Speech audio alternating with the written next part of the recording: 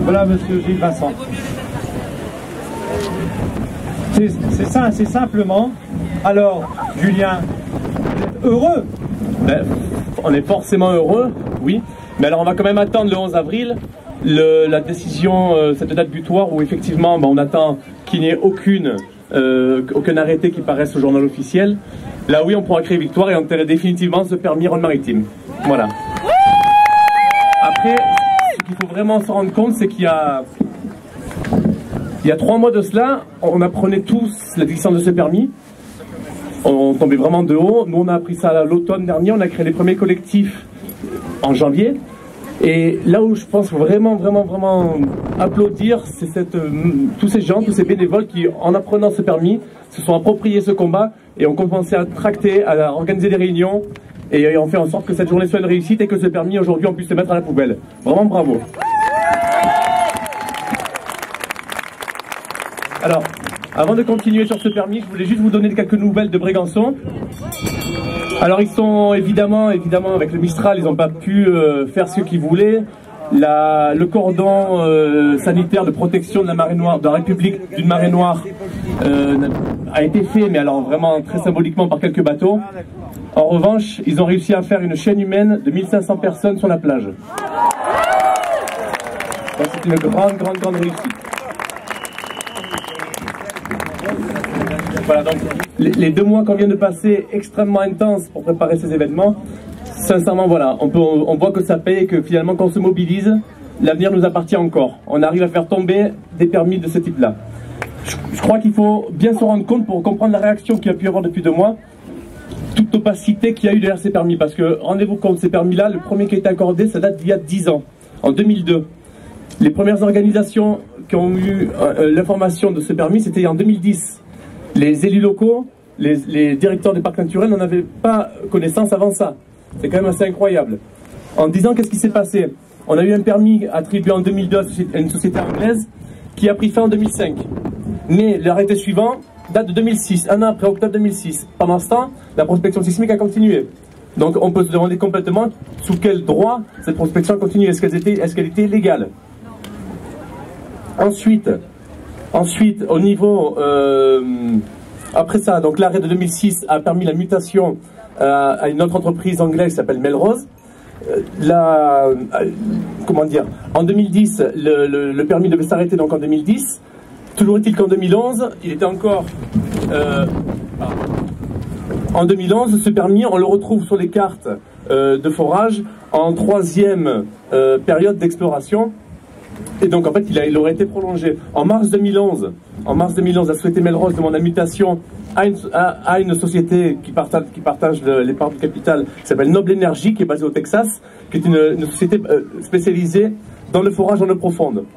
Voilà, donc effectivement, ça loupe pas, on sait exactement ce qu'ils voulaient faire. Et donc forer à quelques kilomètres du parc de Port-Cros, dans des eaux très profondes pour récupérer le gaz. Alors, ensuite, en août 2011, ce qui se passe, c'est quand même important de souligner, Melrose écrit une lettre à la Direction Générale de l'Énergie et du Climat pour insister largement que le permis Rhône-Maritime, pour rassurer les autorités, que le permis Rhône-Maritime ne rentre pas dans la loi du 13 juillet et que donc, finalement, n'emploie pas de fracturation hydraulique, donc pas de problème, vous inquiétez pas, on ne rentre pas dans cette loi. L'argument avancé est toujours le même, comme pour les gaz de schiste. On parle d'indépendance énergétique, on rassure les autorités en disant, vous inquiétez pas, on va gagner en indépendance énergétique, on va diminuer les recours aux gaz d'importation. Voilà, donc c'est encore l'argument vendu comme pour les gaz de schiste. Et à cette date, donc on est en août 2011, on a des sociétés Melrose et Noble qui finalement annoncent qu'elles vont commencer, après la prospection en 2 dimensions, celle en 3 dimensions, et qu'elles peuvent du coup faire des puits d'exploration dès 2013. Donc vous voyez, s'il n'y avait pas eu cette mobilisation, c'était demain. C'était demain. Voilà, pour l'instant on en est là, donc comme je vous disais, on attend le 11 avril. Au 11 avril, on saura exactement à quoi s'en tenir. Mais attention, un dernier petit mot, c'est pas parce qu'on a mis à la poubelle le permis Rhône-Maritime que c'est terminé. Il y a un projet plus vaste qu'on appelle le projet Gold, qui concerne toute la Méditerranée, qui est un projet sous couvert scientifique de prospection, donc d'exploration du sous-sol méditerranéen, qui pourrait réouvrir la porte aux pétroliers. Donc oui, les collectifs qu'on a créés ont une utilité, oui, ils vont continuer leur combat, Et je vous invite à rejoindre, que ce soit à Marseille, à la Seine, à Toulon, dans la vallée du Gapot, à Hyères, à La Londe, à Bormes-Mimosa, à rejoindre ces collectifs et finalement à continuer à informer, à travailler également sur une partie très importante, c'est la transition énergétique, réfléchir ensemble après, à cause de tout, avec tous les gaspillages qu'on a pu faire pour faire ce genre de recherche, si on réfléchissait à une transition énergétique, ça fait longtemps qu'on aurait avancé. Donc voilà, les collectifs existent, je vous invite à les rejoindre. Voilà. Merci Julien, merci pour ton implication. On va passer la parole maintenant au représentant du WWF, Denis Audy. C'est vrai que c'est un peu ennuyeux pour lui parce que ça, il devait nous dire vraiment les dégâts qu'aurait pu faire justement ce permis. Alors je ne te pose pas de questions, Denis, je te donne la parole. Merci, je vais quand même faire un bref retour sur ce qui aurait pu se produire en sachant qu'évidemment rien n'est arrêté.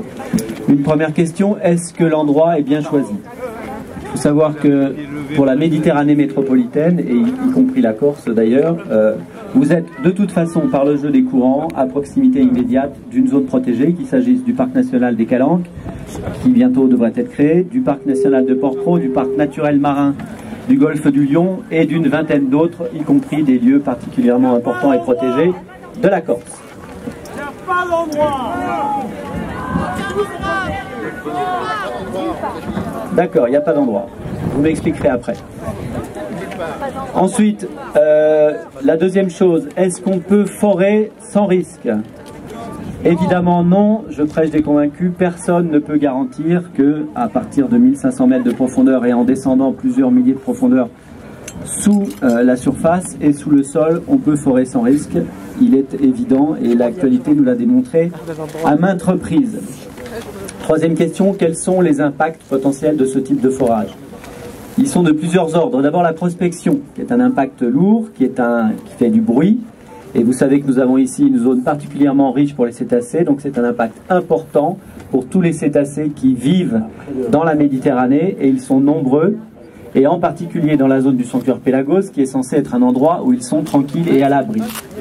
Donc cet impact acoustique, il est important à la fois lors des prospections, qu'elles soient 2D ou 3D, mais il est également important parce qu'un forage, une plateforme, ça fait du bruit en permanence, c'est donc créer des zones d'exclusion et des zones de perturbation pour les animaux à proximité de zones où ils sont censés être protégés. Évidemment, le risque majeur, c'est l'accident. Comme on l'a dit, la question n'est pas de savoir s'il y aura un accident, mais quand il se produira.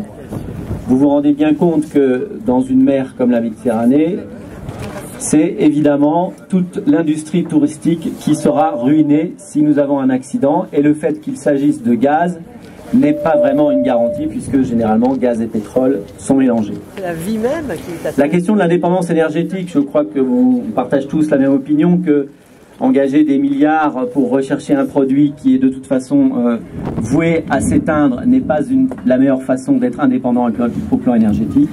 La meilleure façon, c'est de se vouer plutôt au vent ou au soleil, dont on peut espérer que pour que quelques millions d'années encore, ils nous accompagneront. Et enfin, je conclue avec un petit mot sur la Méditerranée. Est-ce que la Méditerranée est une mer spéciale?